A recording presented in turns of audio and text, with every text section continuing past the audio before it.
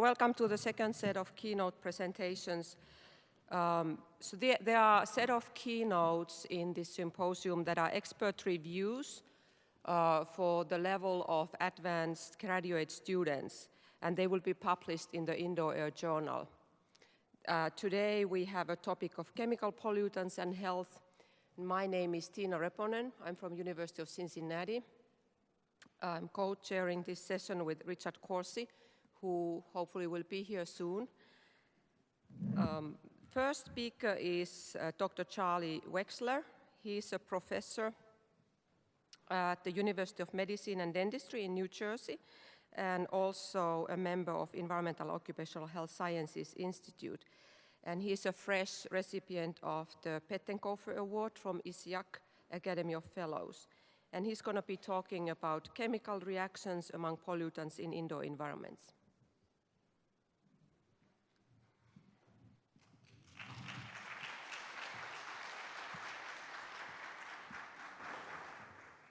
Thank you, Tiina. 3 weeks ago, Jim Pitts died. Jim Pitts was a giant in atmospheric chemistry. 2 of the books that he authored or co-authored, Calvert and Pitts, and the text Atmospheric Chemistry, they became Bibles in the field. Jim also recognized that atmospheric chemistry occurs indoors. He made the first measurements of nitrous acid, HONO, indoors. I'd like to dedicate this talk to Jim. This is how a chemist views the indoor environment. We've got this Erlenmeyer. We've got chemicals coming in from outdoors. We have indoor sources of chemicals. And we have human bodies. And these human bodies play a role in the chemistry. Now, a key point is that chemicals can change from the time they're emitted from whatever their source happens to be to the point where they're actually taken up by the human body.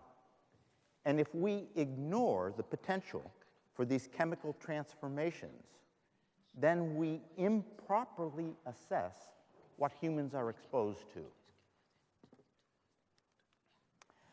I'd like to begin with some basics. To some extent, this talk is a tutorial. Now, what is the difference between outdoor atmospheric chemistry and indoor atmospheric chemistry? I've called out here 4 major differences. There's no direct sunlight. The photochemistry that Jim Pitts wrote so eloquently about, it just doesn't occur to the extent indoors that it does outdoors. But as you'll hear towards the end of this talk, this doesn't mean that there's no photochemistry.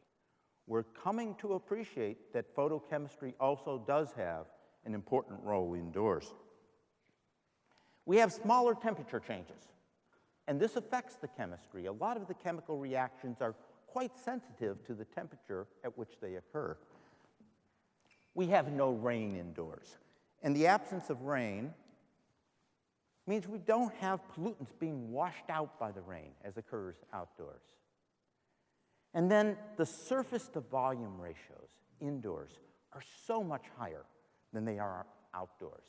This makes surface chemistry much more important indoors than outdoors.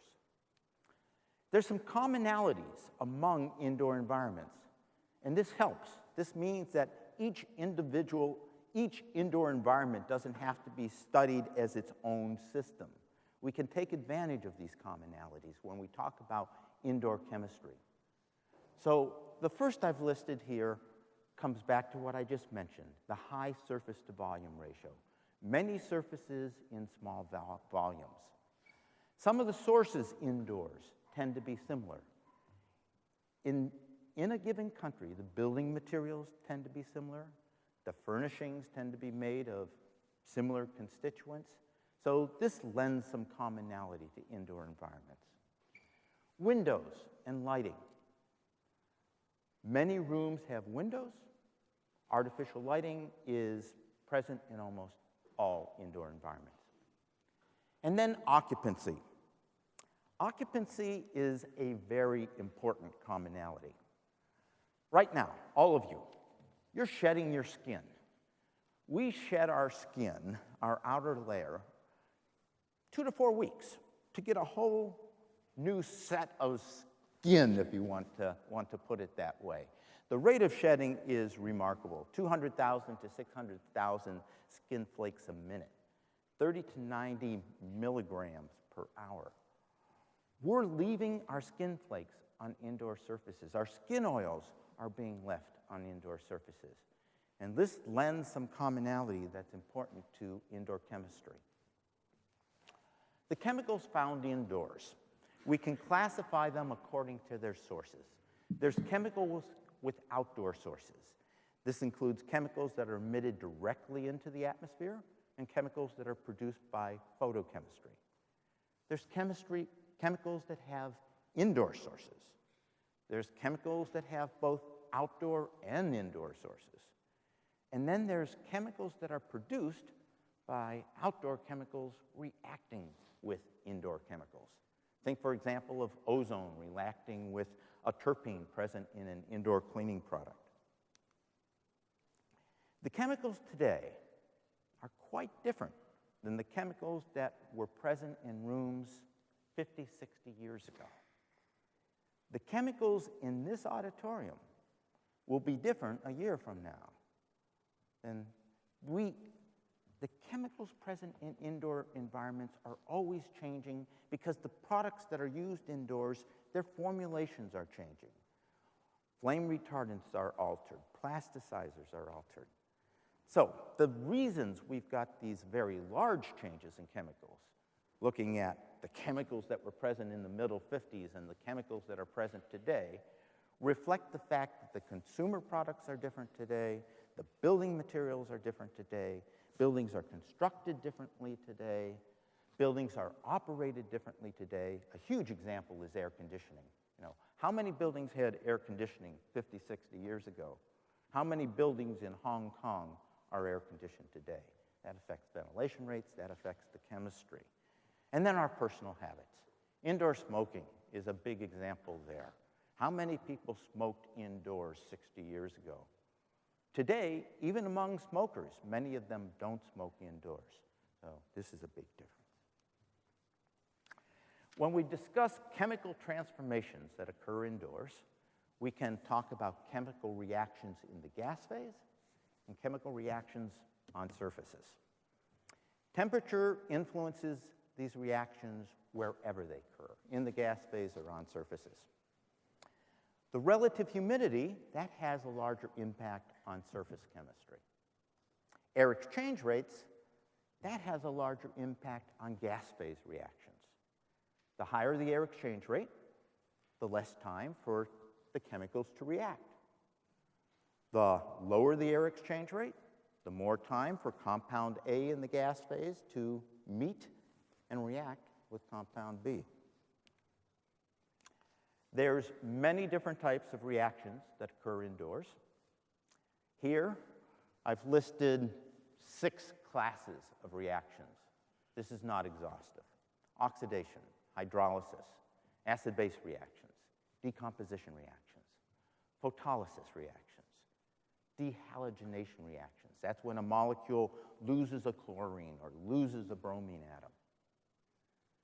I have oxidation reactions in bold because these are the reactions that have been most studied indoors. The driver of the indoor oxidation reactions is ozone. But ozone is not the only oxidant present indoors. Other important oxidants include the hydroxyl radical, the nitrate radical, hydrogen peroxide. The hydroxyl radical is formed by ozone reacting with alkenes. The nitrate radical is formed by ozone reacting with nitrogen dioxide. So you see the central role indoor ozone plays in terms of oxidation chemistry. Now we have also dioxygen present indoors, the oxygen that's so important for our survival. Dioxygen also plays a role in oxidation processes, but those reactions occur much, much slower than the reactions that we focused on between ozone and alkenes or reactions involving hydroxyl radicals or nitrate radicals. So let's say a little bit more about ozone. What's a major source of ozone? Where's the ozone coming from in this auditorium right now? In most buildings, the ozone is present because of transport from outdoors. The indoor ozone originated outdoors. There are indoor sources. Anytime you have a spark, anytime you have a corona discharge, you make ozone. So, a photocopier. The process involves a corona discharge. Photocopiers emit ozone. But most photocopiers have filters to remove the ozone so it doesn't get into the air. There are devices that you can buy that will actually generate ozone indoors. They're advertised as air cleaners. Not a good idea to buy an ozone generator and use it indoors. And we can talk more about that during the breaks if anyone wants more details on that. Indoor ozone levels, if you're not using an ozone generator, if you don't have a strong indoor source, indoor ozone levels are normally lower than outdoor ozone levels. And there's a large variation with time of day and day of week and season. Because ozone is generated by photochemistry outdoors, you have more ozone when the solar flux is higher. You have higher ozone in the middle of the day than you do at night. You have higher ozone in the summer than you do in the winter at northern latitudes. This slide is an example of how ozone can impact the chemicals that are present in a room.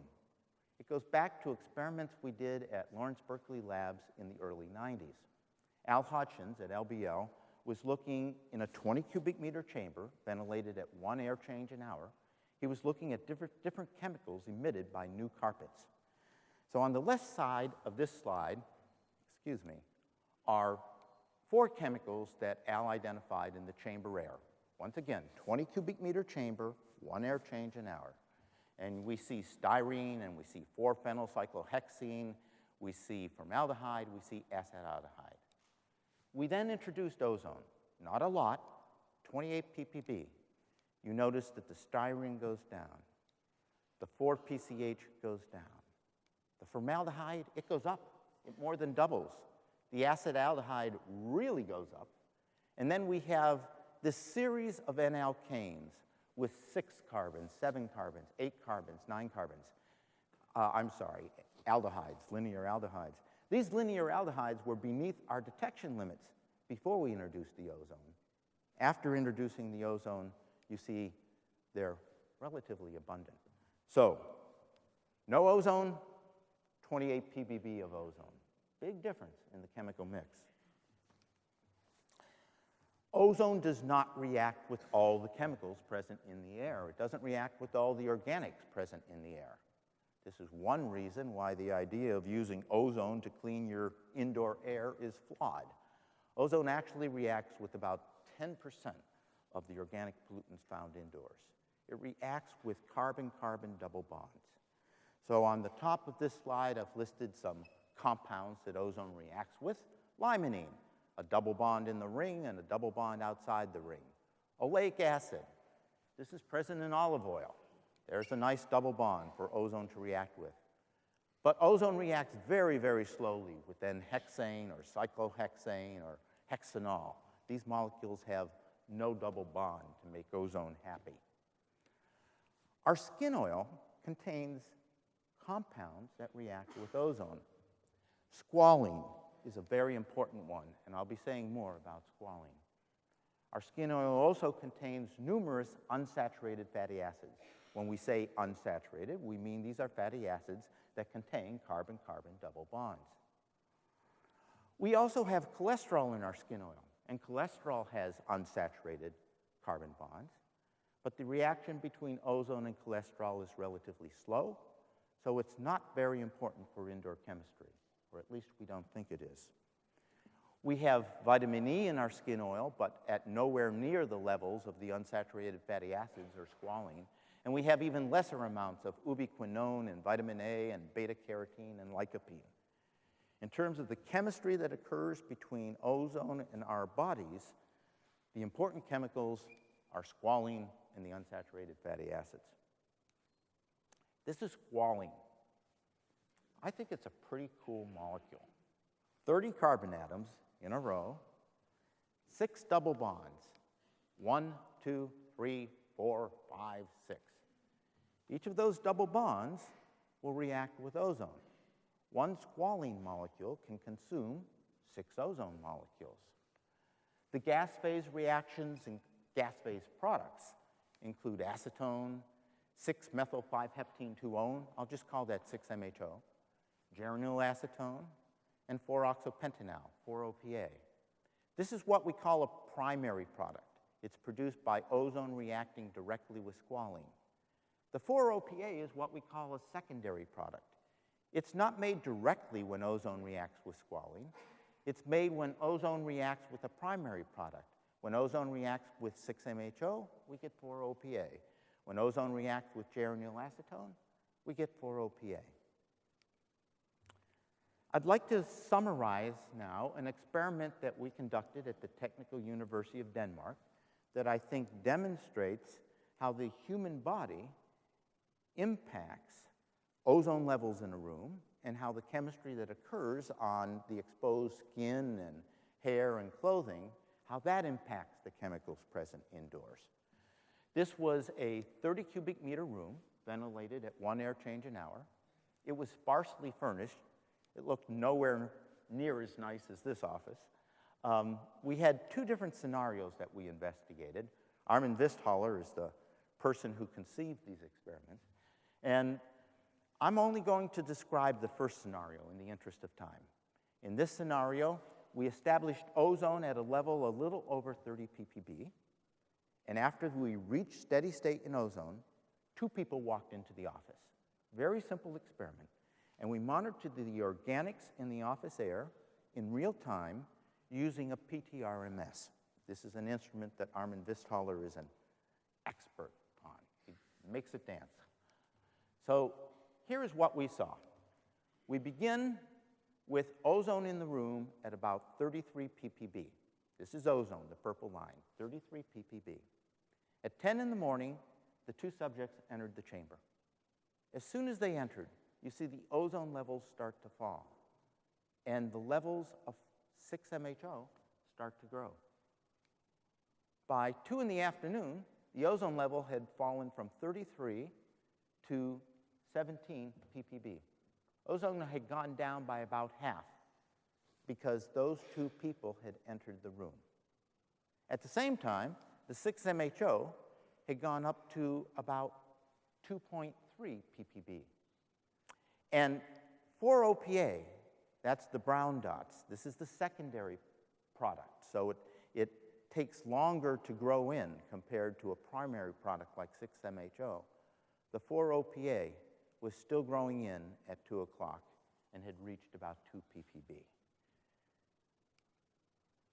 Altogether, in these experiments, we identified 18 carbonyls or dicarbonyls or hydroxycarbonyls in the gas phase. I've listed some of them in the boxes. Don't worry about the details. So when ozone reacts with alkenes, we get different types of products. I've classified them on this slide as stable organics. So the compounds I've been talking about up to now, the products I've been talking about, acetone, 6-MHO, 4-OPA, those are stable organic compounds. We also make some peroxides, some hydrogen peroxides, some alkyl peroxides. And then we make compounds that are less stable. We make short-lived organics. We know we make secondary ozonides. We know we make peroxyhemiacetyls. We also make free radicals. We make the hydroxyl radical. We make the nitrate radical, the hydroperoxy radical. Now, I have question marks in these 2 circles because although we know from chemistry that these species have to be produced indoors, we don't have measurements of their concentrations indoors. It's only recently that we have real-time measurements of the hydroxyl radical indoors. I'll come to this towards the end of the talk. We have no real-time measurements of the nitrate radical indoors. We have no real-time measurements of secondary ozonides or some of the epoxides that we anticipate from this chemistry. So this is an area where we really need to fill some gaps. The products of ozone chemistry, the organic products, span a range of volatility. They can be as volatile as formaldehyde, a very, very volatile compound, and they can be quite non-volatile. They can have very low volatilities. When the products have low volatilities, they can contribute to the formation of secondary organic aerosols. That's illustrated in this cartoon. We have gas-phase products. The less volatile ones are shown as red dots. The more volatile ones are the open circles. The red dots can either nucleate or condense on existing particles. And this increases the concentration of secondary organic aerosols in the room and increases the level of PM in the room. This chemistry, again, can have very real impacts on an indoor environment. This slide shows a simple experiment that was conducted at Bell Communications Research. We had two offices that were located side by side. It was the summer, it was New Jersey. We did not have to use an ozone generator. The ozone levels in the offices were elevated simply because it was summer in New Jersey. In the one office, we put a source of limonene. It was a lemon-scented air freshener. The other office, nothing.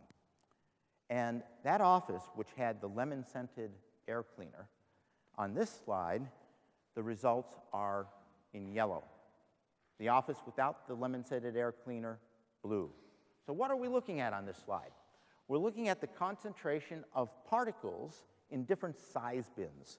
The y-axis is concentration units, micrograms per cubic meter, mass concentrations.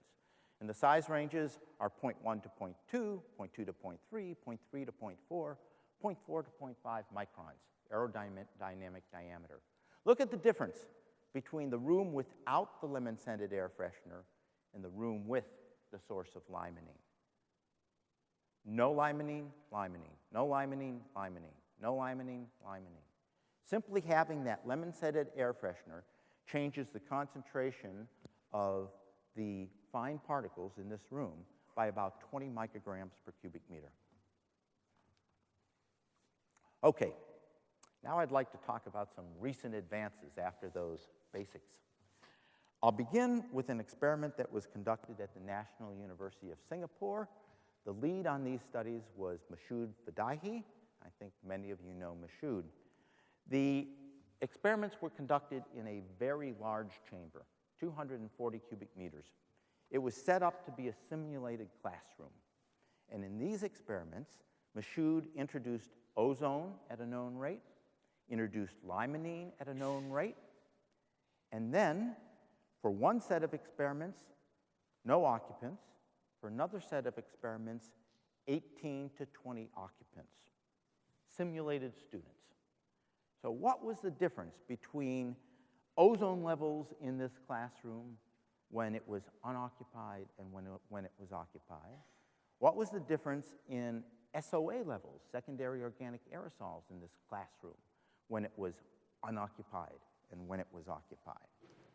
Well, here are the results for ozone. The y-axis is time from the beginning of the experiment. You see the levels of ozone climb after the ozone generators are turned on. When the office, this classroom, is unoccupied, we see the ozone levels get up to about 60 ppb. When there's students present in the simulated classroom, the ozone levels only get up to about 35 to 40 ppb. The ozone's being generated at the same rate, but those 18 to 20 bodies are significant sinks for the ozone. The ozone just doesn't get as high with the simulated students present. And this is what we anticipate. You saw this on an earlier slide. Now, the secondary organic aerosols. This is really interesting. Here we see the secondary organic aerosols grow in. They're growing in because of the ozone-limonene chemistry, because of ozone reacting with limonene. But two things are happening here in terms of the secondary organic aerosols. Ozone is reacting with constituents of skin oil, and some of those reactions are producing secondary organic aerosols. But because of the human occupants, the ozone levels are much lower. So there's less ozone to react with limonene. So less ozone to react with limonene means less SOA, whereas ozone reacting with the human occupants means more SOA. And in this case, the less SOA, because of less ozone for the ozone-limonene chemistry, means that net we have lower SOA levels in the occupied classroom than in the unoccupied classroom. The levels are about 50% lower with occupants present. The next example of a recent advance involves third-hand smoke. Now, I think many of you have heard this term. The first studies on third-hand smoke were done at Lawrence Berkeley Lab, Mohammed Slimani and his co-workers. They have a very nice paper that appeared in PNAS in 2010, and they showed that cigarette smoke deposited on surfaces, we know it ages over time. When it ages in the presence of nitrous acid, HONO, some carcinogens are produced, including NNA and NNK. You can read what those stand for at the bottom of the slide. Well, the reason I have this up as a recent advance is because of two studies that have appeared within the last 6 months which address the toxicity of third-hand smoke. The first study I want to call out appeared in Mutagenesis, and they did in vitro studies using human cell lines, and they demonstrated that the third-hand smoke increases oxidative stress, and it's genotoxic to this human cell line. The other study I'm calling out has recently appeared in PLOS One, just a couple of months ago. This is an animal study. They exposed mice to third-hand smoke, and they found that compared to the controls, compared to the mice that were not exposed to third-hand smoke, there were increased lipid levels in the liver, increased levels of inflammatory cytokines in the lung, that there was poor healing of wounded skin, and the mice were more hyperactive. 4 minutes, please. Thank you, Tina. The next advance I'd like to call out is the transformation of carbonyls to imines. There's papers that have appeared in the outdoor literature that indicate that this chemistry occurs. One of the papers addresses this chemistry in the case of ozone-limonene reactions. Now, no one has studied this reaction indoors yet, but it strikes me that this reaction must be important indoors. So when I say a transformation from a carbonyl to an imine, a carbonyl is a compound that has carbon double bonded to oxygen. An imine has carbon double bonded to nitrogen. So we have a carbonyl being converted to an imine when ammonia is present. And it's known that evaporation accelerates this reaction, accelerates it by 3 orders of magnitude. Think of wet-dry cycles that might occur on an indoor surface where carbonyls are present. I think this chemistry might be particularly important in that type of scenario.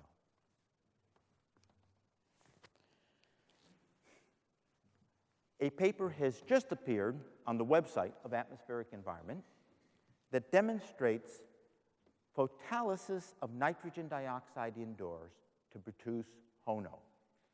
Now, we've known since Jim Pitt's experiments that HONO disproportionates on surfaces to make nitrous acid and nitric acid. But not until this study that's just appeared did we come to appreciate that photolysis can play a role in these reactions. The corresponding author of this particular paper is Sasha Gudarovsky. The photolysis of NO2 is predicted to generate HONO levels as high as 1.6 ppb under typical conditions. Now, the photolysis of HONO, in turn, has been demonstrated by these same authors to produce the hydroxyl radical. I consider this a very, very important study. It appeared in Proceedings of the National Academy of Sciences last year. Before this study, we were not aware of this mechanism for producing HONO indoors. We thought the major source of indoor HONO was ozone-alkene reactions. This is an underappreciated source. The authors showed in an actual classroom in France that photolysis of HONO was able to produce indoor levels comparable to outdoor levels, levels up to about 2 × 10⁶ molecules per cubic meter. Okay, research opportunities. I've got about 2 minutes left, so I'll go through these very quickly. The paper I just mentioned used laser-induced fluorescence to measure OH indoors. It's the first time that this technique has been used indoors. It's been used outdoors for more than a decade. And I think this study demonstrates what can be learned when you use a state-of-the-art instrument that's been used outdoors, when you bring it indoors. Cavity ring-down spectroscopy. It's been used outdoors to measure the nitrate radical.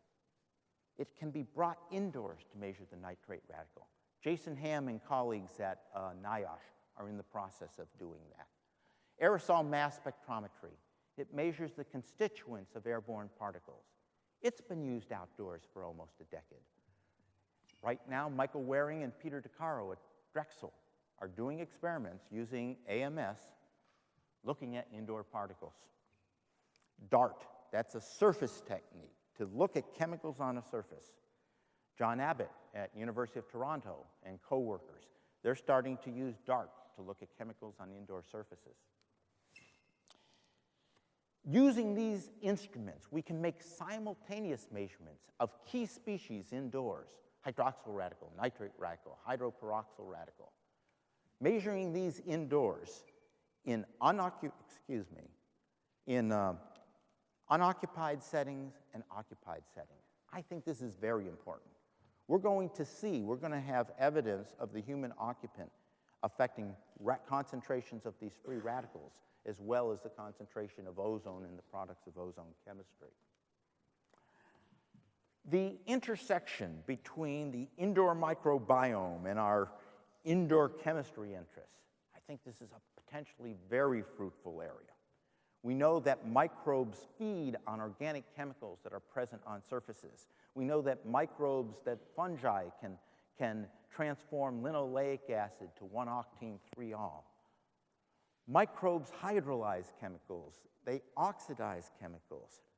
I think this interface between microbes and indoor chemistry, there's an enormous amount to learn. Finally, I'll mention the unstudied classes of reactions. We know hydrolysis reactions occur indoors. I've listed 3 examples that are in the literature. We know that dehalogenation reactions occur. I've listed 2 examples in the literature. We know that decomposition reactions occur. But these reactions just have not been studied to the extent that I think they deserve to be studied. There's so many chemicals that are subject to hydrolysis, so many chemicals that are subject to decomposition. We really have a lot to learn. There's a large knowledge gap in this area.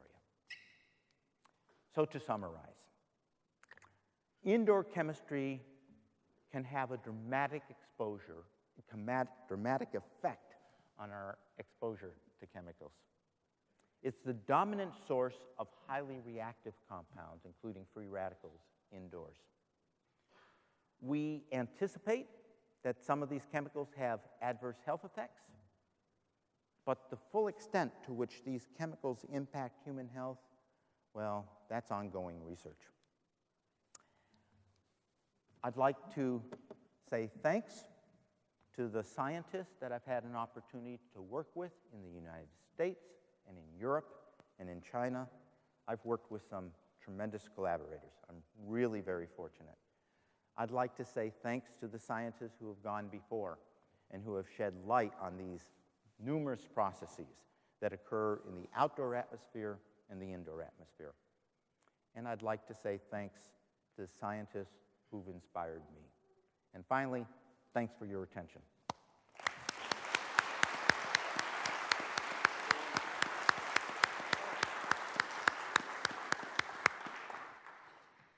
Thank you, Charlie, for the wonderful summary of the complexities of indoor chemistry and also pointing out the future potential research directions in this area.